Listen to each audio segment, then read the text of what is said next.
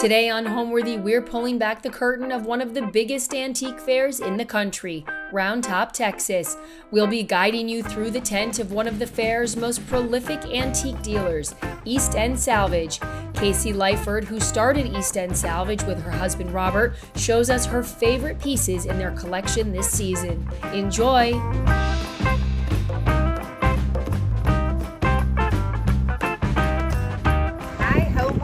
Welcome to Round Top, Texas. My name is Kaci and I'm with End Salvage, and we are here at our white barn at Blue Hills at the Round Top Antique Show. I'm going to show you inside. So I wanted to start with a little bit about our business. So we focus on European antiques. I buy everything from a few countries: England, France, Belgium, the Netherlands, a little bit of Sweden, and actually in this collection we have some beautiful pieces from Italy as well. When I'm sourcing pieces, there's a few things that I like to look for. I want to make sure that the piece is authentic. I'm really looking for the real deal, true antiques, no reproductions at all. So when I buy a piece, I really examine it and make sure that it has a few things that I think are important.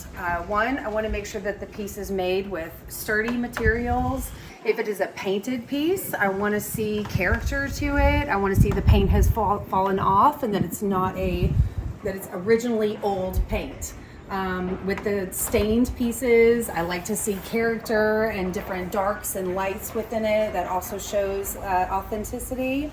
I'm also looking for pieces that are functional. I think it's very important that a table is the right height to eat at, or a table is the right height to use in the kitchen as an island. I want to make sure that cabinets have shelves that we can be used. So it's very important that a piece can be taken into a modern home and be used in today. Another thing I'm looking for is patina. I think it's really important that pieces have character to them, that show worn spots and even cracks and crackle areas and splits in the wood, things that really show that it was used and it was loved and that it's been in this world for a long time. Okay, so now let's walk around because I want to point out a few of my favorite pieces in this collection.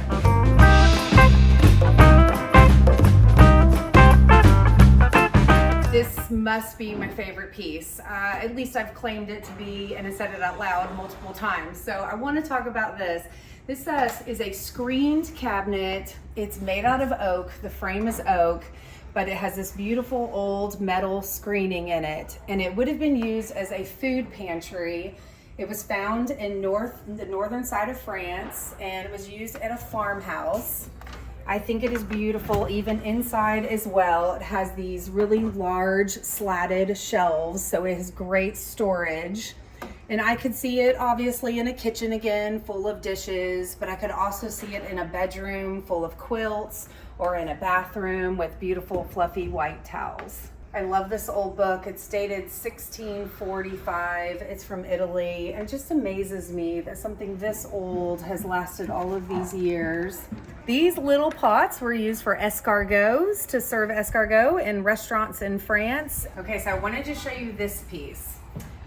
This is a personal piece. So many of you probably don't know, but I'm an entrepreneur at heart, and this is my third small business. My first business, when I was younger, I was a decorative painter. So we did murals and faux finishing and all these specialty decorative paint techniques, ironically, to make pieces look old. So it is kind of funny that now I buy pieces that actually are old, that have the original paint. But for 10 years of my life, I really tried to replicate old finishes, which I think is kind of giving me an advantage because I can tell if a piece is authentically old or if it's been touched up or repainted in today's world. I kind of know all the secrets. But I wanted to point this piece out because this is an old muralist ladder. It's early 20th century. It came from France. It was used for an artist who would have stood on the top here and had his paint can so he could easily reach the highest point. And it has these old wooden wheels that I just think are charming. I cleaned this piece up. Didn't just have paint on it, but it had a lot of dirt on it as well. And I think it would be beautiful if it were just like a showpiece in the entry. You could put a lamp on it with a stack of books. You could even lay books on the steps here. And I just think it would be a statement piece in whichever room. So I have this incredible collection. Look at how many there are, and they're all different. These are old mustard pots. They're from the Netherlands and Belgium, and they were all handmade out of stoneware, and every single one is slightly different. Some of them have the maker's marks and the stamps and all the different coloring, and I just think they're the most charming little decorative object. All right, I wanted to show you this piece because it's very, very special and very rare. We actually found this hat rack at the Paris flea market and just had to have it. I have not seen a piece like it before. It is handmade out of bamboo, wicker, and rattan that was all painted in the 1920s. It was originally used in a hat shop in Italy. It probably had feminine, delicate little woman's hats on it, but we're in Texas, so I had to put a collection of cowboy hats. So as we've been walking through, you may have noticed that there's quite a bit of architectural paneling throughout the space. This beautiful piece that is peeking through the hat rack, that has all got plaster detail work on it. And then we have this really large one over here. So these panels would have been installed originally in prestigious homes throughout France. I can only imagine the house that this panel came out of. This is an entire wardrobe wall. It was pulled out of a house in France, in the northern side of France, and it was actually in these people's living room. It is cabinet doors that all open, and it would have actually been built in for storage. And it is all original with the original paint, multiple doors, and wait until you see the feet at the bottom. This piece would be the statement in any room. I could see it used in a bedroom, as the actual wardrobe closet in the bedroom. It could be in a kitchen where it would cover all the dishes and your pantry space. Obviously, it can be put in the living room or a dining room again as well. When I mention patina, this table is exactly what I'm talking about. Look at on the drawer here how the center part has been worn off completely, and it's because of all the years of somebody opening and closing and opening and closing that drawer. That tells the story of how old this piece is. So many people ask me, what do I personally collect? What do I take home? And I've got to say, it's rag paper books.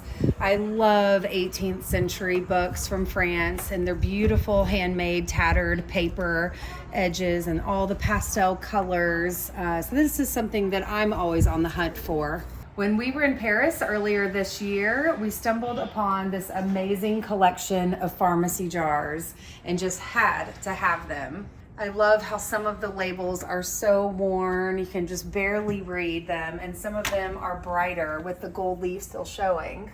I love bringing pieces that are typically used outdoors, indoors. This is a beautiful centerpiece. But look at this old farm trough that was once used to feed animals. I think it would be an amazing powder room sink. These old crocks were originally intended for jam and marmalade in England. But we're talking Victorian time period. So these are old. A friend of mine, Andrew, lives in England, and he is a hobbyist, and he goes into landfills, believe it or not, and he digs these out and cleans them, and he ships them to us. I think they are so special because obviously there are hundreds right here, but they're all different. Literally every one is a different shade of cream or white. They all have different patterns to them. The best ones are my favorite are the ones that have markings on the bottom. Let's see, this one is Middleton, this one is Liverpool and London. And so that really tells the story of who made them, what they were used for. We love them. We use them for fresh flowers. You could put plant seedlings in them, obviously pens and pencils in the office, or toothbrushes in the bathroom.